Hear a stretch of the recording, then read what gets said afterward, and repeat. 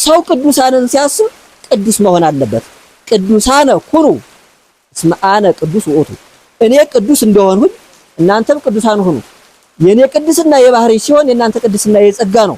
የኔ የመስቀል ክብር ጠባቂ መልአኳ ማን ነበረ? ማን ነበረ? ቅዱስ ገብርኤል ማለት ነው። የቅዱስ ላሊበላ ጠባቂ መጀመሪያ ላይ የሁለቱ ጠባቂ መልአክ ቅዱስ ገብርኤል ነበረ። ቅዱስ ላሊበላ ወደ ኢየሩሳሌም ሲሄድ ቅዱስ ላሊበላን ቅዱስ ገብርኤል እየተከተለው ኢየሩሳሌም ሲሄድ መስቀል ክብራን ደግሞ መጋቤ ብሉይ ተብሎ የሚጠራው ቅዱስ ሚካኤል እሷን እየጠበቀ አስኖረ ማለት ነው። እነሱ መጽሐፍ ላይ ተጽፎልን ጠባቂያቸውን እናውቃለን። የኛ ጠባቂ መልአክ ማን እንደሆነ ይታወቃል። ታውቁታላችሁ? ጠባቂያችሁን ታውቁታላችሁ? አሁን ወወልድ ወመንፈስ ቅዱስ አሃዱ አምላክ አሜን። ሊቃውንተ ቤተክርስቲያን፣ የጉባኤያችን ደቀ መዛሙርት፣ ወንድሞች እህቶች፣ በልዑል እግዚአብሔር ስም እንደምን ዋላችሁ? እንደምን አመሻችሁ? አሜን። እግዚአብሔር አምላካችን በሀብቱ ስቦ በቸርነቱ ጠብቆ በረድኤቱ አቅርቦ በመንፈስ ቅዱስ መግቦ እስከዚች ሰዓት እስከዚች ዕለት ያደረሰን የአባቶቻችን አምላክ የኛም አምላክ ልዑለ ባሕሪ እግዚአብሔር አምላካችን ስሙ የተመሰገነ ይሁን። እንዲሁም እናታችን ቅድስት ድንግል ማርያም ክብርና ምስጋና ይድረሳት። ቅዱሳን መላእክት፣ ቅዱሳን ነቢያት፣ ሐዋርያት፣ ቅዱሳን ጻድቃን ሰማዕታትም ክብርና ምስጋና ይድረሳቸው። ሁሉ እጽ ፍሬ ሰናይ ይፈሪ ወእኩይሰ እጽ እኩየ ፍሬ እኩየ ይፈሪ። መልካም እንጨት መልካም ዛፍ መልካም ፍሬን ያፈራን። በሉ እስኪ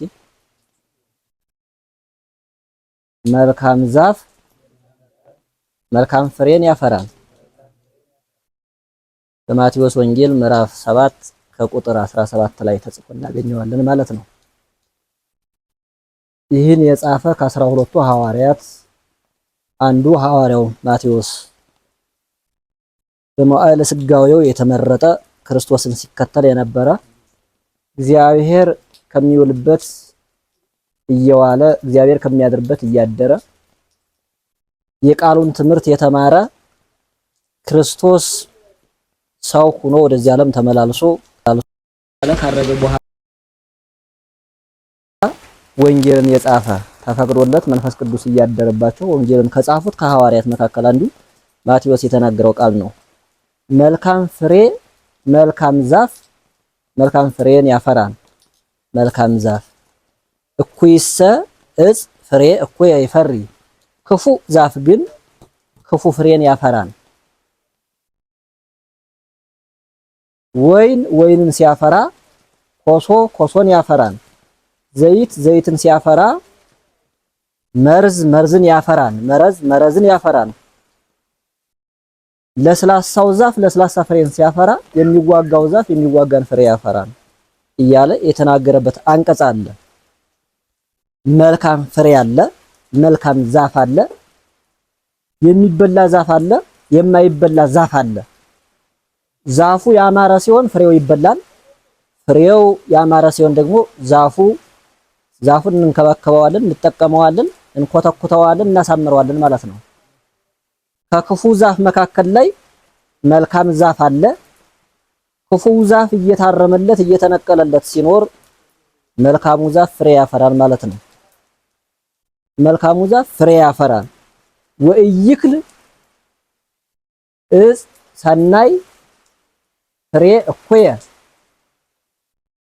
መልካሙ ዛፍ ግን መልካሙ እንጨት መልካሙ ዛፍ ግን ክፉ ፍሬን ማፍራት አይችልም። ወይንን እንጂ እሾህን አሜከላን ማፍራት አይችልም። ዘይቱ ዘይትን እንጂ ወይራን እንጂ ኮሶን ማፍራት ማብቀል አይችልም ይላል። አዎ እግዚአብሔር አምላካችን በቅዱሳን ላይ አድሮ ይሄን ሲያስተምራቸው መልካም ዛፍ መልካም ፍሬን አፈራ። ከመልካሙ ዛፍ ከእግዚአብሔር የተማሩት ሐዋርያት መልካም ፍሬን አፍርተው ለዓለም የሚጠቅሙ ወንጌልን የሚጽፉ ለቤተ ጉባኤ መልስና ጥያቄ የሚሰጥበት መጽሐፍን ያስቀመጡልን ሐዋርያት ናቸው። ከመልካሙ ዛፍ የተገኙ እግዚአብሔር አምላካችን ግንድ ሲሆን በእግዚአብሔር ስር ላይ ተቀምጠው እግዚአብሔርን የሚያምኑ እግዚአብሔርን የሚያመልኩ ደቀ መዛሙርት ደግሞ ቅርንጫፎች ነን ማለት ነው። ክርስቲያን ሁሉ ቅርንጫፍ ነው ማለት ነው። የማን? የእግዚአብሔር የግንዱ ግንድ ያለ ቅርንጫፉ ያለ ቅጠሉ ያለ አበባው ያለ ፍሬው እንደማይኖረው ሁሉ ግንዱ ሲኖር ዛፉ ቅጠሉ ይታያል። ቅጠሉ የሚታወቀው በግንዱ ነው። ግንዱ ከሌለ ቅጠሉ አይታወቅም ማለት ነው። እግዚአብሔር አምላካችን መልካሙ ዛፍ እግዚአብሔር ወደዚህ ዓለም መጥቶ ዓለምን ከፈጠረ በኋላ ሰው ሆኖ ተመላልሶ ይህን ሁሉ ካደረገ በኋላ መልካም ፍሬ የሚያፈሩትን ሐዋርያትን መረጠ ማለት ነው። መልካም ዛፍ ያልሆነ መልካም ፍሬን ማፍራት አይችልም አይደል? ይችላል? አይችልም። ልክ ሐዋርያት ሁሉ እንደተተኩ ነቢያት አስቀድመው እግዚአብሔር ሰው ሆኖ ከመምጣቱ በፊት ትንቢት ተናግረው መልካምነታቸውን በንግግራቸው ከገለጹ ወዲህ ልጅነት በእግዚአብሔር ሰው መሆን ያላገኙ በቃል ብቻ የተጠመቁ መንግስተ ሰማያትን ሞተው መግባት ያልቻሉ ነቢያት በሕገ ልቡና የነበሩ በኦሪት የነበሩ የክርስቶስን ሰው መሆን ወደዚህ ዓለም መምጣቱን ያላዩ ያልዳሰሱ ትንቢታቸውን ብቻ ተናግረው የቀሩ እግዚአብሔር ሰው ሆኖ በአይሁድ እጅ ሲገፋ ከመቃብሩ ስር ተቀምጠው ያላለቀሱ ነቢያት በሲኦል የነበሩ በእግዚአብሔር እጅ የተጠበቁ ትንቢታቸውን ያስተላለፉ መልካም ንግግራቸውን ያስተላለፉ እግዚአብሔር ያደረባቸው ነቢያት እንዳሉ ሁሉ መልካሙ ዛፍ እግዚአብሔር ያደረባቸው ሐዋርያት ደግሞ እሱን እየተከተሉ ዓለምን አስተምረዋል ማለት ነው። መልካም ዛፍ እግዚአብሔር አለ፣ መልካም ፍሬ ሐዋርያት አሉ። መልካም ዛፍ ሐዋርያት አሉ፣ መልካም ፍሬ ቅዱሳን አሉ፣ ሰማዕታት አሉ፣ ጻድቃን አሉ። ተመልከቱ። መልካም ዛፍ ከሌለ መልካም ፍሬ የለም ማለት ነው። ዛፍ ከሌለ ፍሬ ማፍራት አይቻልም አይደል? ፍሬው አይታይም። ቅጠሉ ሲኖር እንጨቱ ስሩ ሲኖር ነው። ስር የሌለው ዛፍ የለም። ስሩ ከተነቀለ የደረቀ እንጨት ሆኖ ይቀመጣል ማለት ነው። ስሩ ከተነቀለ መልካም ዛፍ እግዚአብሔር ሰው ሆኖ ሲመላለስ ሃይማኖቱን ባያስረዳቸው ዓለምን ፈጥሮ መጀመሪያ ለመላእክት የገለጸላቸውን ሃይማኖት መላእክት የተረዱትን ሃይማኖት ከመላእክት የወረደችውን ሃይማኖት ከነቢያት የደረሰችውን ሃይማኖት ከነቢያት ወርዶ ከመሳፍንት ነገስታቱ የተቀበሉትን ሃይማኖት ከሐዋርያት የደረሰውን ሃይማኖት እኛ ተቀብለን የምንጓዘው ማለት ነው። እነሱ የያዙት መልካም ፍሬ መልካም ዛፍ መልካም ፍሬ እንደሚያፈራ ሁሉ ደግ ሰው ደግ ልጅን ይወልዳል። ደግ መምህር ደግ ተማሪን ያወጣል። መልካሙ መምህር እግዚአብሔር መልካም የሆኑ ደቀ መዛሙርት ሐዋርያትን አውጥቷል አይደል? ሐዋርያትን አስተምሯል። ሐዋርያትን ተክቷል። ልክ መልካም ዛፍ ጋኑ ከላይ አለ፣ ቅርንጫፎቹ ከታች አሉ። እግዚአብሔር ስር ሆኖ ዓለምን ሲያስፋፋ ከዓለም ውስጥም ከዓለም ውጭም ሰው በሚያውቀው ዓለምም ሰው በማያውቀው ዓለምም ያለ ሲሆን ለእግዚአብሔር መጠን ቁጥር የሌለው ሲሆን ቁጥር ያላቸው ፍጥረታት መጠን ያላቸው ፍጥረታት ልክ ያላቸው ፍጥረታት ደግሞ በዓለም ውስጥ ይኖራሉ ማለት ነው። በዓለም ውስጥ እግዚአብሔር ከተቆጠሩቱ ፍጥረታት ቦታ ተወስኖ ከተሰጣቸው ፍጥረታት ውጭ ስለሆነ ቦታ ተወስኖ የሚሰጠው ስላልሆነ የተገደበ የተመጠነ የተለካ ቦታ ስለሌለው ከዓለም ውስጥም ከዓለም ውጭም አለ ማለት ነው። ታዲያ በዚህ የሚኖረው በዓለም ውስጥ የመላው እግዚአብሔር መልካም ዛፍ ሆኖ መልካም ፍጥረታትን አፍርቷል ማለት ነው። መልካም ዛፍ ተመልከቱ። መልካም ዛፍ ከሌለ ምን የለም ነው? መልካም ፍሬ የለም ማለት ነው። የሚታይ ዛፍ ከሌለ የሚታይ ፍሬ የለም። የሚታይ አበባ ከሌለ የሚታይ ፍሬም የለም ማለት ነው። የሚታይ እንጨት ከሌለ የሚታይ ቅጠል የለም። ሳይታይ ይቀራል ማለት ነው። ሃይማኖት የሌለው ሰው ምግባር የሌለው ሰው ሃይማኖትን መያዝ ይችላል አይችልም? ምግባር የሌለው ሰው ሃይማኖት አለኝ ማለት ይችላል አይችልም? ይችላል። ሃይማኖት ያለው ምግባር የሌለው ሰው ክርስቲያን ነኝ ማለት ይችላል አይችልም? አይችልም አይደል? ምን የጎደለው ነው? ምግባር የለውም፣ ሃይማኖት አለው አይደል? ሰው ሲፈጠር ከምግባርና ከሃይማኖት ማን ይቀድማል? ማን ነው የሚቀድመው? ሃይማኖት። ለምንድን ነው ሃይማኖት የሚቀድመው? ሰው በህፃንነቱ በ40 ቀኑ በ80 ቀኑ ሲጠመቅ መጀመሪያ የሚያገኛት ሃይማኖቱን የሚይዛት ምግባር እያወቀ እያደገ አካሉ እየሰፋ አይምሮ እየመጠቀ ወደ ላይ እየተመዘዘ ሲሄድ የአካሉ ውፍረት ሳይሆን የህሊናው ግንዛቤ እያደገ ሲሄድ ምግባርን ይዛል ማለት ነው። ሃይማኖት ይቀድማል፣ ምግባር ይከተላል። ነገር ግን ሃይማኖት ቀድሞ ምግባር ተከትሎ በዚህ ዓለም የሚኖር ሰው ሃይማኖቴን መጀመሪያ ይዣለሁ ምግባሬን በኋላ አስከትላለሁ ብሎ ሃይማኖቱን ትቶ ምግባሩን ትቶ ሃይማኖት ብቻ ቢያስከትል ክርስቲያን ተብሎ አይጠራም ማለት ነው አይደል? ምግባር ያለ ሃይማኖት፣ ሃይማኖት ያለ ምግባር መኖር አይችልም። ሃይማኖትስ እንተ አልባቲ ምግባረ ሰናይ ንውት የቲ ሃይማኖት ምግባር የሌላት ሃይማኖት አለ በሁሉ ዘንድ የሞተች ነው። በማን ዘንድ? በሁሉም ዘንድ መናገር በሚችለው እግዚአብሔርን ማየት በሚችለው እግዚአብሔርን ማመስገን በሚችለው ሁሉ ይቼ የሞተች ናት አለ አንዱ የጎደለው። ስለዚህ መልካም ዛፍ ካለ መልካም ሰው ካለ መልካም ምን አለው ማለት ነው? ሃይማኖት አለው፣ መልካም ምግባር አለው ማለት ነው። ተመልከቱ፣ እግዚአብሔርን ያወቁ እግዚአብሔርን የተረዱ ቅዱሳን አሉ።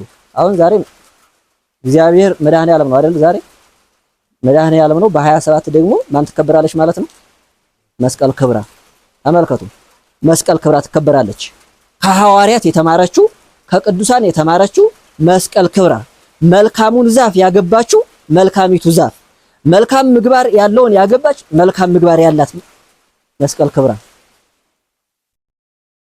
ልክ እግዚአብሔር በሚውልበት ቅዱሳን የእግዚአብሔርን ትእዛዝ ሲፈጽሙ የእግዚአብሔርን ቃል ሲሰሙ ሕጉን ሲያከብሩ ትእዛዙን ሲከተሉ ልክ እግዚአብሔር በፈቀደላቸው ዕለት መታሰቢያቸው ይሆናል ማለት ነው። መታሰቢያቸው ይሆናል። አንድ ሰው መልካም ሳይሆን ልቡ የሻከረ ሆኖ እግዚአብሔርን ማሰብ አይችልም አይደል? ማሰብ አይችልም። ቢያስብም ልብ የሌለው ሰው መንቀሳቀስ አይችልም። ይችላል? አይችልም። ልብ የተለየው ሰው መንቀሳቀስ ይችላል? አይችልም። ወዲያና ወዲህ የሚመላለስ ነው የሚሆን። ልብ የተለየው ሰው ሆኖ እግዚአብሔርን ካላሰበ፣ ሰው ሆኖ እግዚአብሔርን ካላየ፣ ህሊናውን ካላስገዛ እግዚአብሔርን ማየት አይችልም። ልክ መልካሚቱ ዛፍ ተመርጣ ተመጥና ለመልካሙ ዛፍ የተሰጠችው ማለት የተሰጠችው መስቀል ክብራ። ተመልከቱ፣ ጻድቁ ንጉሱ ካህኑ ቅዱስ ላሊበላ እግዚአብሔርን ቢያከብር እግዚአብሔርን ቢወድ ትእዛዙን ቢጠብቅ ሕጉን ቢጠብቅ ምን ማድረግ ቻለ ማለት ነው? ቤተ መቅደስ የሚሰራ እንጨት የሌለው ሳር የሌለው ቆርቆሮ የሌለው እግዚአብሔር ስልጣኑን እየሰጠው ጸጋውን እያደለው እያሳደረበት ከክብር ላይ ክብር እየጨመረለት የሚሰራ ሆነ። ታዲያ ለዚህ የተሰጠችው ቅድስት መስቀል ክብራ ምናት ማለት ነው? መልካም ዛፍ ማለት ነው። መልካም ዛፍ ከሆነ ምን ማፍራት ይችላል? መልካም ፍሬ ማለት ነው። መልካም ዛፍ የሆነችው መስቀል ክብራ በዚህ ዓለም ሲኖሩ ተመልከቱ። በዚህ ዓለም ሲኖሩ ሰው በዚህ ዓለም ነው የሚኖር። ነፍሱ ከስጋው ያልተለየችለት ሰው፣ ስጋው ከነፍሱ ጋር የተዋሃደለት ሰው ተብሎ የሚጠራ አራቱ ባህሪያት የሚስማሙለት ሰው፣ አምስተኛ ባህሪየ ነፍስ ያለችው ሰው፣ ከተፈጠረው ፍጥረት ከዕለተ ሰንበት ከአራቱ ባህሪያት የተገኘው ሰው፣ ከተፈጠሩት ፍጥረታት ያልተገኘች አምስተኛ ባህሪየ ነፍስን የነሳ ሰው፣ ረቂቋን ነፍስ የነሳ ሰው፣ እንደ እንስሳ ደማዊት ነፍስ ያለችው ሰው፣ እንደ መላእክት ረቂቅ ነፍስ ያለው ሰው፣ ሁለት ነፍስ ያለው ሰው። ሰው ስንት ነፍስ ነው ያለው? ስንት ነው ያለው? ሁለት። ደማዊት ነፍስ እንደ እንስሳ የምትለይ ደማዊት ነፍስ፣ እንደ መላእክት ሰው እያደገ ሲሄድ ካለበቱ ከስራው እየከፍ እያለ እያደገ የአካል ውፍረት ሳይሆን የህይወት ውፍረት፣ የክብር ውፍረት፣ የትምህርት ውፍረት፣ የሃይማኖት የህይወት ውፍረት እያገኘ ሲሄድ መላእክትን ወደ መምሰል ይሄዳል ማለት ነው። ረቂቋን ነፍስ ያገኛል። በዚያች በረቂቋ ነፍስ እየመጠቀ ይሄዳል። ልክ እንደዚህ ቅዱሳን በዚህ ዓለም ኑረው ሰው በከፋበት ቦታው በከፋበት መኖር በማይችሉበት ሲኖሩ መገፋቱ መውጣቱ መውረዱ ሲያቀታቸው ከሰው ጋር ከመኖር ምን ጋር መኖር ይሻለናል ነው ያሉት። አውሬ ጋር ብንኖር ይመቸናል። ተመልከቱ፣ እንጀራ የሚባል ውሃ የሚባል ከሌለበት ሰው የሚባል የሰው ድምጽ ከማይሰማበት አራዊቱ ካሉበት ገና በኦሪት በሕገ ልቡና የነበሩ እነ ነቢዩ ዳንኤል ወደ ተጣሉበት ጉድጓድ የገቡትን ከጉድጓድ ላይ ገብተው አናብስቱ፣ ነብሮቹ፣ አንበሳዎቹ ታዘው እንዲበሏቸው የተሰጡ እነዚያ ነቢያትን የሚያስቡ ነገር ግን እነዚያ ተሰጥተዋቸው የእግራቸውን ትቢያ እየላሱ የሚጠብቋቸው የሆኑትን ቅዱሳንን እያሰቡ እግዚአብሔር ከኛ ጋር ከሆነ መልካሙ ዛፍ እግዚአብሔር ከኛ ጋር ከሆነ የኛ አካል መልካም ከሆነ መልካም ምግባር ካለን መልካም ሃይማኖት ካለን እግዚአብሔር ይጠብቀናል እንጂ አውሬ አራዊት አይበላንም ብለው በጫካ ላይ እየኖሩ የሚበላ የሚቀመስ ከሌለበት እየኖሩ እግዚአብሔርን እያሰቡ የሚኖሩ ተመልከቱ። አንድ አካል ሆነው መለያየት የሌለባቸው ዓለሙ ያልከበዳቸው የዓለሙ ክፋት ያልከበዳቸው በዓለም እየኖሩ በዓለም የተለዩ በዓለም እየኖሩ ትዳር ይዘው ከባለ ትዳሮቹ የተለዩ በዚህ ውስጥ ተቀምጠው ከሁሉ ነገር ልዩ የሆኑ እግዚአብሔርን የሚያገኙ በየጊዜው እግዚአብሔር የሚነጋገርላቸው ሁለቱ ቅዱሳን ብቻ ያገኙ ማለት ነው። ሰው ቅዱሳንን ሲያስብ ቅዱስ መሆን አለበት። ቅዱሳነ ኩኑ እስመ አነ ቅዱስ ውእቱ፣ እኔ ቅዱስ እንደሆንሁኝ እናንተም ቅዱሳን ሁኑ። የኔ ቅድስና የባህሪ ሲሆን የእናንተ ቅድስና የጸጋ ነው። የኔ ቅድስና ከማንም የተገኘ ሳይሆን የእናንተ ቅድስና ደግሞ እኔ የምሰጣችሁ፣ እኔ የማድላችሁ፣ እኔ የማስረክባችሁ፣ እኔ የማወርሳችሁ ነው። የሰጣዋችሁትን ቅድስና ማንም የሚነሳችሁ የለም ብሎ እግዚአብሔር ለልጆቹ ያስረከበ ማለት ነው። ሰው ቅዱሳንን ሲያስብ የቅድስናውን ማዕረግ ማሰብ አለበት ማለት ነው። አሁን መስቀል ክብራን ማህበር ለመጠጣት አሁን የላሊበላ ወጣት እናንተ ብቻ ናችሁ። አሁን መሰብሰብ ትችላላችሁ። አሁን አትችሉ። አንፈልግም፣ አንማርም፣ ትምህርት አያስፈልገንም ብለው ነው የቀሩት። ሌሎቹ ነው ዝናቡ ነው ያገዳቸው። ተመልከቱ እንግዲህ አንድ ሰው አሁን ቅዱሳንን ካላሰበ የቅዱሳንን ማዕረግ የደረሱበትን ጸጋቸውን ካላሰበ ያ ሰው ወደ ቅድስናው ክብር መሄዱ ይቅርና የሚሞትበትን ሙቶ ወዴት እንደሚገባ ወዴት እንደሚሄድ ነፍሱ ወዴት ትሄድ ስጋው ወዴት እንደሚሄድ የማያውቅ ሰው ነው ማለት ነው። ተመልከቱ። ነፍስ ከስጋ ተለይታ ነፍስ ወደ መቃብር አትገባም። ስጋ ከነፍስ ተለይቶ ስጋ ወደ ላይ አይሄድም። ስጋ ወደ መቃብር ሲገባ ነፍስ ወደ ላይ ትሄዳለች ማለት ነው። ታዲያ ይህንን ትምህርት ያልወሰደ ቅዱሳን ያላከበረ እግዚአብሔር ከቅዱሳን ጋር ሲከተል መላእክትን እየላከ ቅዱሳንን እያስጠበቀ አሁን ሰው ሲፈጠር ጠባቂ መልአክ አለው አይደለ? ጠባቂ መልአክ እንዳላችሁ ታውቃላችሁ? አላችሁ የላችሁም? ጠባቂ መልአክ አላችሁ? የመስቀል ክብራ ጠባቂ መልአኳ ማን ነበረ? ማን ነበረ? ቅዱስ ገብርኤል ማለት ነው። የቅዱስ ላሊበላ ጠባቂ መጀመሪያ ላይ የሁለቱ ጠባቂ መልአክ ቅዱስ ገብርኤል ነበረ። ቅዱስ ላሊበላ ወደ ኢየሩሳሌም ሲሄድ ቅዱስ ላሊበላን ቅዱስ ገብርኤል እየተከተለው ኢየሩሳሌም ሲሄድ መስቀል ክብራን ደግሞ መጋቤ ብሉይ ተብሎ የሚጠራው ቅዱስ ሚካኤል እሷን እየጠበቀ አስኖረ ማለት ነው። እነሱ መጽሐፍ ላይ ተጽፎልን ጠባቂያቸውን እናውቃለን። የኛ ጠባቂ መልአክ ማን እንደሆነ ይታወቃል። ታውቁታላችሁ? ጠባቂያችሁን ታውቁታላችሁ? አሁን ማንኛውም መልአክ እንደሚጠብቃችሁ ታውቃላችሁ? ሁለት ጠባቂ ለአንድ ሰው ሁለት ጠባቂ መልአክ አለው። ቀን የሚጠብቅ አንድ መልአክ አለ። ሌት የሚጠብቅ አንድ መልአክ አለ። ስራውን ለእግዚአብሔር የሚነግር የሚያበስር አንድ መልአክ አለ። ቀንም አንድ አለ፣ ሌትም አለ። ማንኛው እንደሆነ ታውቁታላችሁ? ጠባቂያችሁ ታወቀን አይታወቅም? አይታወቅም አይደለም? አያችሁ፣ ገናኛ ቅዱስ ስላልሆነ መጽሐፍ ስላልተጻፈልን ከትልቁ ከዚያ ከደረጃው ቅዱሳን ከደረሱበት ማዕረግ ስላልደረስን ሰው እኮ በዚህ ዓለም ኑሮ ቅዱስ መሆን ይችላል አይደለም? ልክ እንደነሱ መሆን ይችላል። መልካም ዛፍ ሆኖ መልካም ፍሬ ማፍራት ይችላል ማለት ነው። ልክ እነዚያ ቅዱሳን ተማምነው ሃይማኖታቸውን የጠበቁ የቅዱሳንን ሃይማኖት የተረከቡ የቅዱሳንን ሕይወት የተረከቡ በሕይወት ላይ ሕይወት የሚገነቡ እግዚአብሔርን የሚያስቡ በዕለተ ዓርብ በመስቀል ላይ የተሰቀለውን አምላክ እያሰቡ ዓለምን እየዞሩ ባልየው ቅዱስ ላሊበላ ወደ ኢየሩሳሌም ሲሄድ ምን ትለው ነበረ? አንተ ከሄድክበት ገዳም አንተ ከምትሄድበት እጅ ከምትነሳበት ቦታ ሂደ እኔን እንድታስበኝ። ማን እንድታስበኝ ትል ነበረ? እኔ እንድታስበኝ። ምን ስለነበራት ነው ይሄን ያለችው? ለባሏ ትልቅ ቦታ ስለነበራት አይደለ? ወእንዘ ትእዘዞ ሳራ ለአብርሃም ወእግዚእ ትቤሎ በአንደኛ ጴጥሮስ ምዕራፍ 3 ላይ ሳራ በሕገ ልቡና የነበረችው ሳራ ከተመሳቀለ ጎዳና ወርቃ የነበረችው ሳራ ጠያቂ ቤተሰብ ያልነበራት ሳራ መካን የነበረችው ሳራ እንግዲህ አስትቀበል የነበረችው የእግዚአብሔር ልጆች ታስገባ የነበረችው ስታበላ ስታጠጣ የነበረችው እግዚአብሔር በአካሏ የጎበኛት ልጅ እንድታፈራ መልካም ፍሬ እንድታፈራ ያደርጋት ሳራ ጌታዬ ብላ ትጠራው ነበር። ማለት ማን ነው ትጠራው የነበረ? አብርሃም። ጌታዬ ምን ልታዘዝ፣ ምን ላድርግልህ፣ ምን ላድርግ እያለች ትታዘዘው ነበረ። ተመልከቱ፣ ታከብረው ነበረ።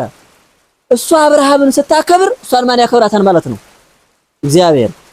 ባሏን ባታከብረው ኑሮ ለባሏ ቦታ ባይኖራት ኑሮ ህይወቷ የቀነሰ ቢሆን ልጅ ማግኘት ትችል ነበር? ዓለምን መምላት የሚችል ሁሉ ዘርህ እንደ ሰማይ ከዋክብት እንደ ባህር አሸዋ የተቆጠረ የበዛ ይሁን ተብሎ የተነገረለት ይስሐቅን ማግኘት ትችል ነበር? ይችላል? አይችልም? አብርሃም እኮ ብዙ እስማኤላውያን ወልዷል። ከይስሐቅ በላይ ብዙ ወልዷል አይደል? ነገር ግን ምድርን ርስትን መውረስ ችለዋል? የእግዚአብሔር ልጅ መሆን ችለዋል? አካለ እግዚአብሔር መሆን ችለዋል? አልቻሉም። ለምን ይመስላችኋል? ከትእዛዝ ውጭ ስለሆኑ፣ ተወልደውም እግዚአብሔርን ማወቅ ስላልቻሉ። ታዲያ ይህች ቅድስት መስቀል ክብራ በኢየሩሳሌም የሄደውን ገዳማቱን የሚጎበኘውን የክርስቶስ መቃብርን ደጅ የሚጸናውን ከመቃብሩ ላይ ወርቆ የሚያለቅሰውን ጥበብ ሊማር የሄደውን የእግዚአብሔር አካል ሆኖ የእግዚአብሔር ማደሪያ ሆኖ የሄደው በዓሏን እንድታስበኝ እኔ ባሪያህ እንድታስበኝ እንዲያትተውኝ ትለው ነበረ። ወይጥሞ ቃለ ዚያሃ እማር ወስወከር የምትናገረው ቃልም አለ በዚህ ምድር ከሚታየው ማርና ስኳር ከሚጥመው ከማሩ ከወተቱ ከስኳሩ የሷ ቃል ይጥማል ይላል። ለባለየው ለቅዱስ ላሊበላ የማን ቃል? የመስቀል ክብራ ምን ስላላት ነው? ሃይማኖት ስላላት፣ ህይወት ስላላት፣ ደህንነት ስላላት፣ ህብረት ስላላት፣ አንድነት ስላላት ነው። ስላልተለየችው ካካሉ እሱ ሲሄድ እኮ እሷ ሌላ ባላግብታ መውለድ ትችል ነበረ። ልጅ የሌላቸው ምናምን የሌላቸው አይደል የነበሩት? በቃ ትከተለዋለች።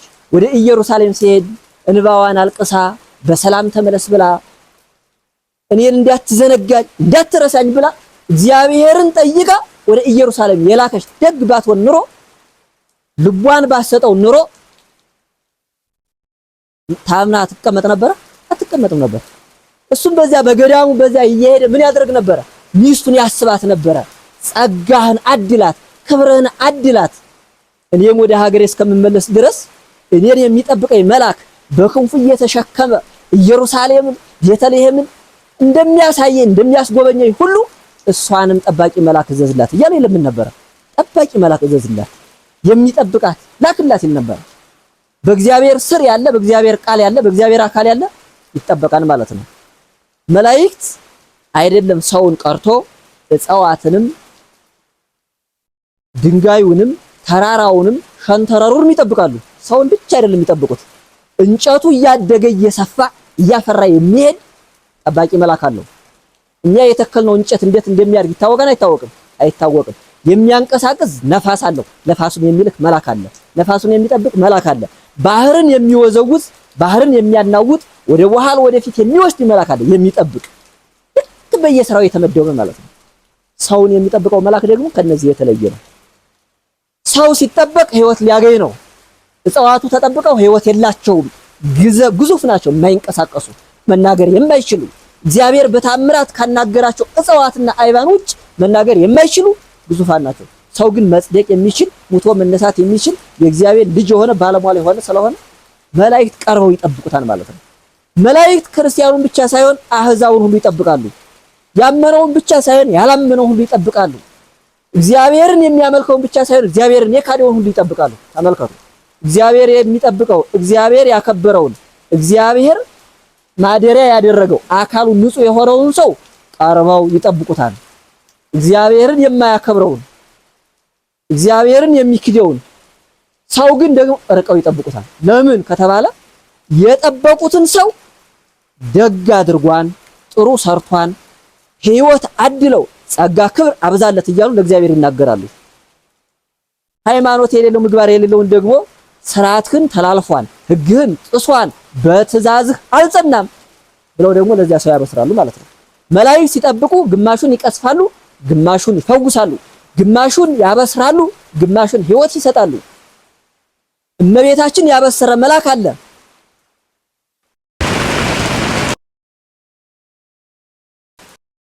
ክርስቶስ እንዲሁ ግን ያበሰረቱ መልአክ ከእመቤታችን ከመላእክት በላይ የእመቤታችን እነ ሕዝቅያስን ያወጣ መልአክ አለ። እነ ሰናክሬምን የገደለ መልአክ አለ። እስራኤልን ያወጣ መልአክ አለ። እነ ፈርዖንን ያሰጠመ መልአክ አለ። ተመልከቱ። የመላእክት ስራ ማለት ነው። መቅሰፍት ይልካሉ፣ ድነት ይልካሉ፣ ሕይወት ይሰጣሉ፣ መከራ ይሰጣሉ፣ ጸጋ ያድላሉ፣ ክብር ያድላሉ፣ ጸጋውን እነዚያ ጸጋ ያላቸው መልካም ዛፍ የነበሩት መልካም ዛፊቱ ቅድስት መስቀል ክብራ መልካሙ ዛፍ ሲለያት መልካም ዛፍነቷን እንደያዘች ከመልካም ዛፍነቷ ሳትወጣ መልካም ምግባር ፍሬን እያፈራች መልካሙን ሃይማኖት ይዛ ፍሬውን ይዛ ከህይወት ላይ ህይወት ከምግባር ላይ ምግባር ከጸጋ ላይ ጸጋ ከክብር ላይ ክብር እንድታገኝ እግዚአብሔርን እየጠበቀች የኖረች ናት። ልክ ሁላችን እናስባለን እሷን ማለት ነው አይደል? እሷን ስናስብ ማን እናስባለን? ማን ነው የምናስበው? እግዚአብሔርን ስናስብ ደግሞ ማን እናስባለን ማለት ነው? መንግስተ ሰማያትን አይደለ? ቅዱሳንን ያሰበ ሰው እግዚአብሔርን ያስባል። እግዚአብሔርን ያሰበ ሰው ደግሞ በመልዕልተ መስቀል የዋለውን ክርስቶስን ያሰበ ስጋውን መብላት መንግስተ ሰማያትን ማሰብ አለበት ማለት ነው። መልካም ዛፍ መሆን ይጠበቅብናል። መልካም ዛፍ ከሆነ መልካም ፍሬ ማፍራት እንችላለን። መልካም ዛፍ ከሆነ መልካም ሃይማኖት አለን። መልካም ዛፍ ከሆነ መልካም ልጅ ይሰጠናል። መልካም ዛፍ ከሆነ ደግሞ መልካም ህይወት መልካም ዛፍ መልካም ሃይማኖታዊ ኦርቶዶክሳዊ መልካሙ ፍሬ ያለን የሃይማኖት መነሻ የሃይማኖት አምድ ከሆነ ደግሞ ሃይማኖት የምንሰጥ ሃይማኖትን ጠብቀን የምናስጠብቅ በዋህል ለሚከተሉ ለሚነሱ ልጆች የምናስረክብ እንሆናለን ማለት ነው። መልካም ዛፍ መልካም ፍሬን ያፈራል። ልክ እኛ አምላካችን ይፍቀድልን። መልካም ሃይማኖት ኑሮን መልካም ምግባር እንዲኖረን ይፍቀድልን።